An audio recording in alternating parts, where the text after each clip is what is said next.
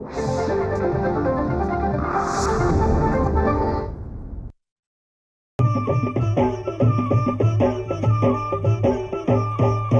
काळी आई धनधान्य देई, ही काळी आई धनधान्य देई. जोडते मनाची नाती आमची माती, आमची माणसं, आमची माती, आमची माणसं, आमची माती, आमची माणसं, आमची माती, आमची माणसं, आमची माती, आमची माणसं.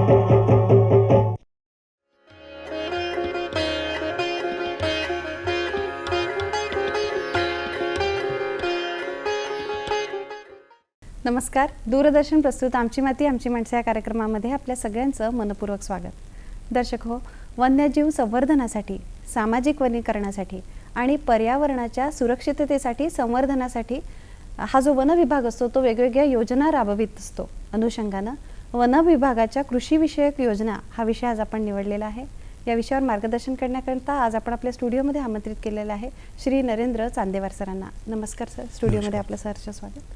सरांबद्दल सांगायचं तर विभागीय वन अधिकारी महाराष्ट्र राज्य म्हणून सर कार्यरत आहेत, नागपूर येथे कार्यरत आहेत. सर आपण चर्चेला सुरुवात करू. सर्वप्रथम आम्हाला हे सांगा की महाराष्ट्राच्या वन विभागामार्फत कुठकुठल्या योजना राबवल्या जातात? महाराष्ट्र शासनाकडचा जो वन विभाग आहे याच्याकडे बघण्याचा दृष्टिकोन असाच आहे की वने, वन्यजीव यांचं संरक्षण आणि संवर्धनाकडेच हा विभाग लक्ष देत असतो.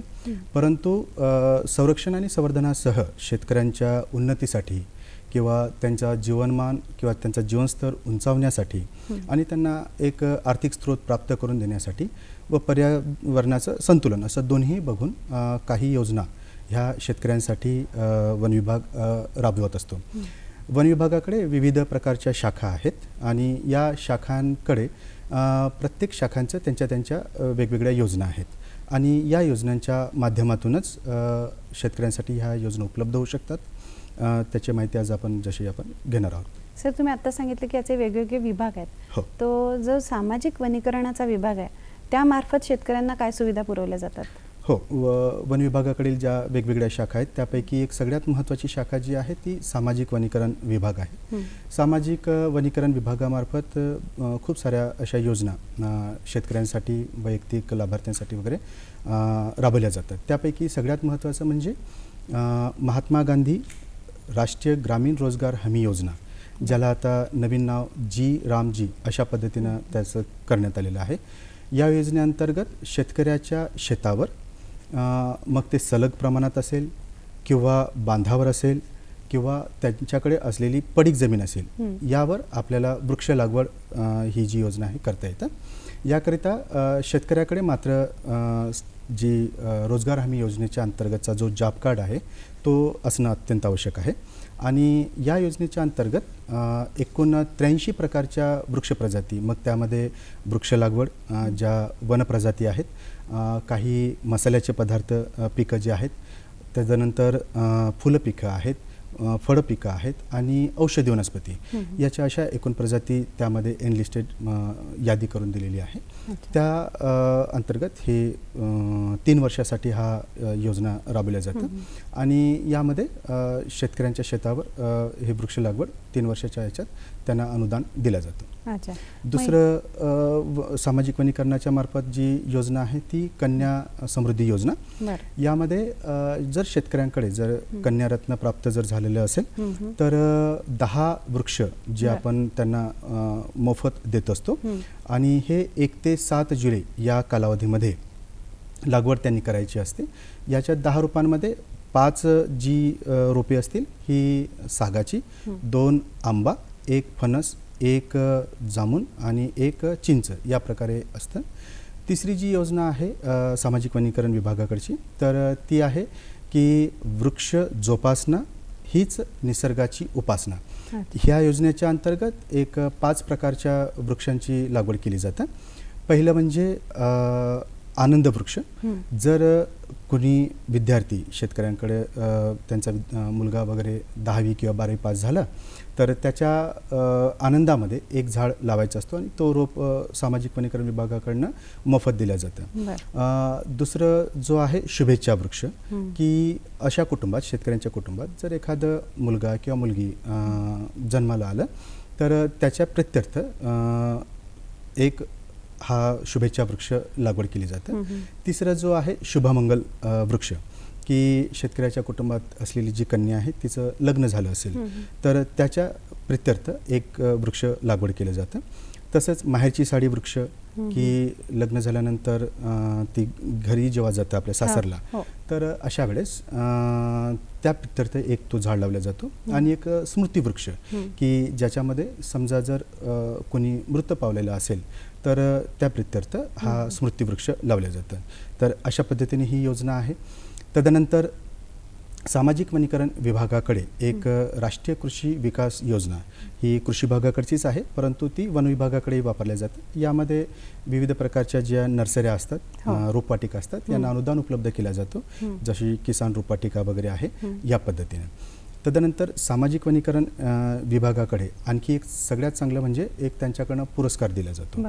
हा पुरस्कार जो आहे, जर वृक्ष लागवडीमध्ये चांगलं काम करणारे, ज्याच्यामध्ये 5 गट आहेत आणि एक गट जो आहे तो शेतकरी वैयक्तिक गटाचा जो आहे, या अंतर्गत महसूल स्तरावर प्रथम पुरस्कारासाठी त्याला 50,000 रुपये, तर राज्यस्तरावर ते 1,00,000 रुपये अशी रोख रक्कम, प्रमाणपत्र आणि स्मृतिचिन्ह अशा पद्धतीने ही पुरस्काराची आहे. त्या पुरस्काराचं नाव आहे छत्रपती शिवाजी महाराज वनश्री पुरस्कार योजना. तर ह्या सामाजिक वनीकरणाकडनं अशा विविध योजना राबवल्या जातात.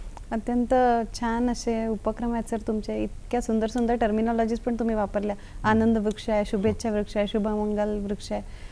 सर, या योजनांचा फायदा शेतकऱ्यांना घ्यायचा असेल, तुम्ही जॉब कार्ड बद्दल पण बोललात, तर कसं काय ते अप्लाय करतील आणि त्यांना कसा काय फायदा घेता येईल? जर शेतकऱ्यांना या योजनांचा जर आपल्याला फायदा घ्यायचा असेल तर नजीकचा वनपरिक्षेत्र अधिकारी कार्यालय असतो किंवा त्यांची गावामध्ये एक वनरक्षक हे पद ग्रामीण स्तरावर असतं, यांच्याशी त्यांनी संपर्क साधायचा आहे. संपर्क साधल्यानंतर त्याच्यातल्या ज्या फॉर्म्स असतील, अर्ज असतील, तो हा त्यांच्या कार्यालयामध्ये किंवा सरळ वनरक्षक यांच्याकडे त्यांनी जर सोपवलं आणि त्यांच्याकडनं ह्या योजनांची विस्तृत आणखी माहिती जशी जाणून घेतलेली असेल त्याशी लागणारे विविध कागदपत्रे असतील त्या अर्जासोबत जोडून जर त्यांनी दिलं तर त्यांना ह्या योजनेचा फायदा घेता येतो. अच्छा. या व्यतिरिक्त सर, आपण जेव्हा बांबू विकास मंडळाबद्दल बोलतो तर त्या योजनांचा त्यांच्यासाठी शेतकऱ्यांना कसा काय फायदा? बरोबर. महाराष्ट्र शासनाचा जो वन विभाग आहे त्याची आणखी एक शाखा आहे ज्याला महाराष्ट्र बांबू विकास मंडळ असं म्हटलं जातं आणि हे 2016ला आपल्या महाराष्ट्र राज्यामध्ये हा मंडळ स्थापन झालेला आहे आणि त्याचा जो मुख्यालय आहे तो नागपूर येथेच आहे. तर महाराष्ट्र बांबू विकास महामंडळ यांच्याकडनं आणखी चांगल्या योजना आहेत, मात्र ह्या फक्त आणि बांबू या पिकाकरिता आहे. मग याकरिता काय आहे की 2 मुख्य योजना त्यांच्याकडे बघितल्या जातात. एक आहे अटल बांबू समृद्धी योजना. ही जी योजना आहे ही महाराष्ट्र राज्याची आहे. तर यामध्ये एकूण 2 हेक्टर मर्यादेपर्यंत शेतकऱ्याला 1 हेक्टरसाठी 500 वृक्ष म्हणजे रोपं अधिक 100 वृक्ष मरळी म्हणजे जर लागवड झाल्यानंतर काही वृक्ष मरण पावलेले असतील तर त्यासाठी अशा एकूण 600, 2 हेक्टरच्या मर्यादेमध्ये एकूण 1200 बांबूची रोपं त्यांना दिली जातात. हे 3 वर्षाकरिता असतं आणि याकरिता 50% अनुदान आहे. एक 350 रुपये एका रोपासाठी 3 वर्षाकरिता त्याची ठरवलेली रक्कम आहे. यात 50% जी आहे ती 175 रुपये. तर 3 वर्षामध्ये ती डिवाइड करून दिली जातं. जसं 90 रुपये प्रथम वर्षाला, द्वितीय वर्षाला 50 रुपये आणि तृतीय वर्षाला 35 रुपये.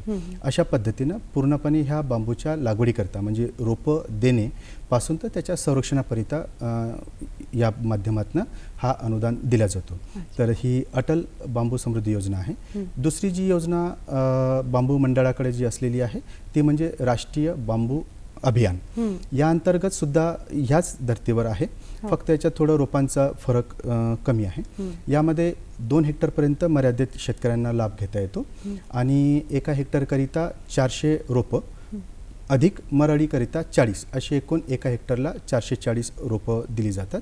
2 हेक्टर मर्यादेपर्यंत 880 झाडं रोपं दिली जातात. याचाही जो अनुदानाचा दर आहे 50%, म्हणजे 350 रुपये एका रोपाला पूर्ण लागवडीकरता लागतोय, तर 175 रुपये त्याला दिलं जातं. आणि 3 वर्षाकरिता पुन्हा त्याच पद्धतीनं म्हणजे 90 रुपये प्रथम वर्ष, द्वितीय वर्षाला 50 रुपये आणि तृतीय वर्षाला 35 रुपये या पद्धतीनेही राष्ट्रीय बांबू अभियानाअंतर्गत राबवलं जातं. मात्र राष्ट्रीय बांबू अभियानाअंतर्गत या बांबू लागवडी व्यतिरिक्त आणखी खूप साऱ्या योजना आहेत.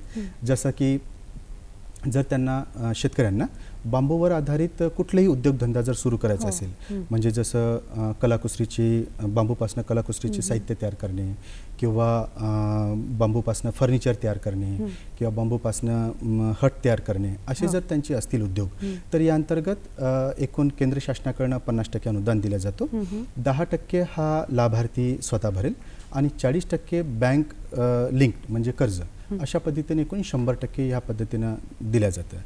तसंच या व्यतिरिक्त जसं बांबू याचा डेपो उभारायचा असेल किंवा बांबूचं गोडाऊन असेल किंवा बांबूचं एखादं एक्झिबिशनमध्ये त्यांना ठेवायचं असेल, बांबूसाठी बाजारात हटची स्कीम आहे, अशा विविध याच्यासाठी केंद्र शासनाकडून 50% अनुदान यासाठी दिलं जातं. हे सर तुम्ही योजनांबद्दल सांगितलं. या शेतीबद्दल आपण जाणून घेऊ बांबूच्या, तत्पूर्वी घेऊ एक छोटीशी विश्रांती. दर्शक हो, कुठेही जाऊ नका, बघत राहा आमची माती आमची माणसं. आमची माती आमची माणसं. दर्शक हो, आपलं पुनश्च स्वागत. आज आपण चर्चा करतो आहे वन विभागाच्या कृषी विषयक योजना या विषयावर आणि आपल्यासोबत श्री नरेंद्र चांदेवार सर आहेत. सर, आपण बांबू शेतीबद्दल बोलत होतात, तर त्याचे फायदे आणि त्याचे पूरक जे उद्योगधंदे असतात त्याबद्दल सांगा. जसं आता महाराष्ट्र बांबू विकास मंडळातर्फेच्या आपण योजना बघितल्यात, मात्र बांबू शेती या संदर्भातही खूप सारे फायदे शेतकऱ्यांना आहेत. जसं बांबूचा जो पीक आहे हा 3 वर्षामध्ये येत असतो, त्याच्यामुळं त्यांना लगेच नगदी पैसा सुद्धा मिळू शकतो. एकदा का 3 वर्ष बांबू शेतीचं जर संगोपन केलं तर लागलीच नंतर कंटिन्युअसमध्ये बांबू हा शेतामधून निघत असतो आणि त्याला मार्केटमध्ये, बाजारामध्ये खूप चांगलं दर आहे. आज मोठ्या कन्स्ट्रक्शन कंपनी, फर्निचर आहेत, यासाठी हा बांबू उपयोगात आणला जातो. त्याच्यामुळं त्यांना मार्केटिंग करायची सुद्धा गरज भासत नाही आणि त्यांना चांगल्या उत्पन्नाचा स्रोत इथं बांबूकडनं मिळू शकतो. आता सर, यानंतर प्रादेशिक वन विभाग जो आहे त्यांच्यामार्फत शेतकऱ्यांसाठी काही योजना पुरवल्या जातात का? हो, महाराष्ट्र शासनाचा वन विभाग आहे, याच्याकडचा जो प्रादेशिक वन विभाग आहे ही एक मोठी शाखा म्हणून मानल्या जातं. आणि प्रादेशिक जो वन विभाग आहे याच्यामार्फतही सुद्धा शेतकऱ्यांसाठी बऱ्याच योजना आहेत. यामध्ये सगळ्यात महत्त्वाची जी योजना म्हणून आहे की एक मानव वन्यजीव संघर्ष कधी कधी घडून येत असतो. यामध्ये शेतकऱ्यांचं जो नुकसान होतं त्याची भरपाई व्हावी म्हणून नुकसान भरपाई योजना जी आहे, आणि आता त्याचा तर कायदा सुद्धा बनलेला गेलेला आहे.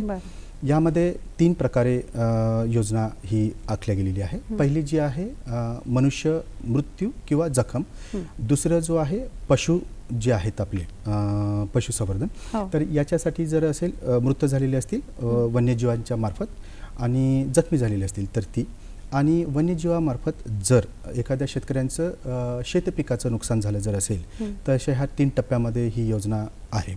जर मनुष्याचा मृत्यू जर झाला असेल तर त्याला 25 लाख रुपये, तदनंतर जर कायमचं अपंगत्व आलं असेल तर 7.5 लाख रुपये, आणि जर त्याला गंभीर आजार जर झाला असेल तर 5 लाख रुपये, आणि किरकोळ जर जखम वगैरे झाली जर असेल तर औषधाचा खर्च किंवा 50,000 रुपये यापैकी जी कमी असेल ती त्यांना देण्यात येतं.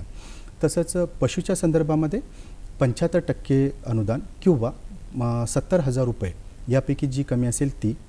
यामध्ये सुद्धा जसं गाय, म्हैस किंवा बैल असेल तर यासाठी ही 70,000 रुपयेपर्यंत मर्यादित, आणि जर मेंढी, बकरी अशा प्रकारचे जर पशु असतील तर त्यासाठी यामध्ये 75% किंवा 15,000 रुपये या पद्धतीनं हा आकारला जातो. तर पिकांसाठी वेगवेगळ्या प्रजातींनी आहे जी काही शेतकऱ्यांची पिकं असतील त्याचा दर शासनाने ठरवून दिलेला आहे आणि त्या शासन निर्णयानुसार त्यांना ह्या पिकाच्या संदर्भामध्ये दिलं जातं. उदाहरणार्थ ऊसाचं पीक किंवा सर्वसाधारण पिकाचे असेल तर 25,000 रुपये याच्या मर्यादेमध्ये आपण त्यांना ही योजना देत असतो.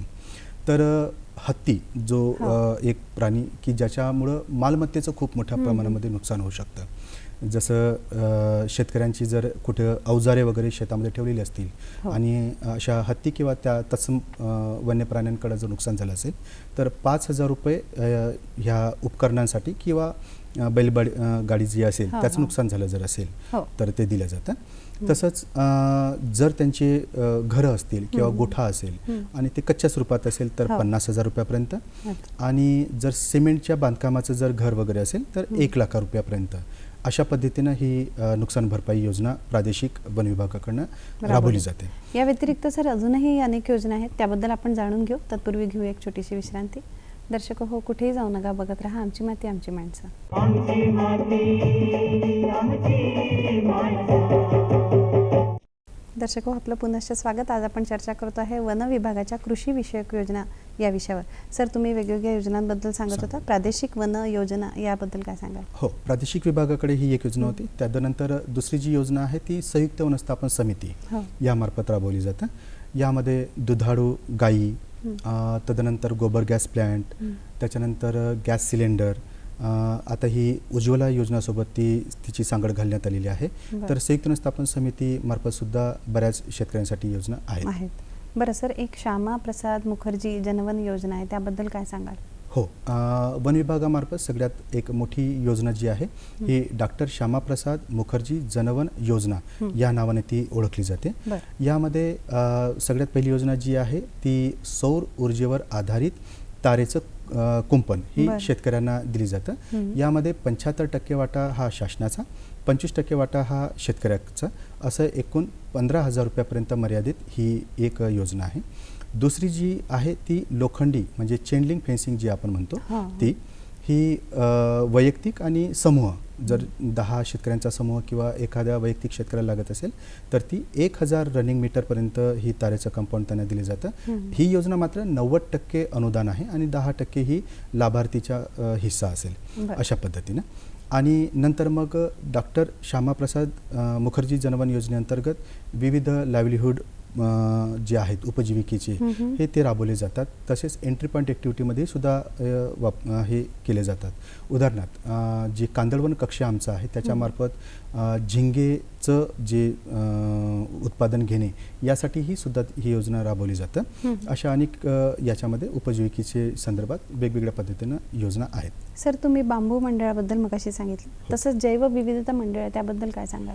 जैवविविधता मंडळ ही सुद्धा एक महाराष्ट्र शासनाच्या वन विभागाच्या अंतर्गत एक शाखा आहे. या अंतर्गत शेतकऱ्यांसाठी प्रत्यक्ष नाही परंतु अप्रत्यक्षपणे एक चांगली योजना राबवल्या जातात. जसं की देशी वाणाचं जर संकलन शेतकरी जर करत असेल तर त्याला एक जैवविविधतेकडनं त्यांचा पुरस्कार देऊन साजरं केलं जाऊ शकतं. दुसरं जे आहे की सगळ्यात महत्त्वाचं म्हणजे की जिओग्राफिकल इंडिकेटर, ज्याला GI टॅग आपण म्हणतो, तर हे जैवविविधता विभागाकडनं तयार केलं जातं. म्हणजे उदाहरणार्थ नागपूरची संत्री, भिवापूरची मिरची, बीडचं सीताफळ, तर यांना GI टॅग लागलेला आहे. जर शेतकऱ्यांसाठी ही योजना तिथली प्रसिद्ध जर असं एखादं शेतकऱ्यांचं उत्पादन असेल तर त्याला GI टॅग देण्याचं काम जैवविविधता मंडळ करत असतं. आणि सगळ्यात महत्त्वाचं म्हणजे ABS, access and benefit sharing, म्हणजे जैवविविधतामार्फत विविध कंपन्यांनी तेथील जैवविविधता वापरून जर जे संसाधनाचा वापर केला असेल तर त्यामार्फत जो मिळणारा बेनिफिट शेअरिंग आहे हे सुद्धा तिथल्या शेतकऱ्यांसाठी उपलब्ध होऊ शकतं. बरं सर, या व्यतिरिक्त निसर्ग पर्यटन मंडळ त्याबद्दल काय सांगाल? हो, महाराष्ट्र शासनाच्या वन विभागाचं एक आणखी एक मंडळ आहे ज्याला महाराष्ट्र निसर्ग मंडळ असं म्हटलं जातं.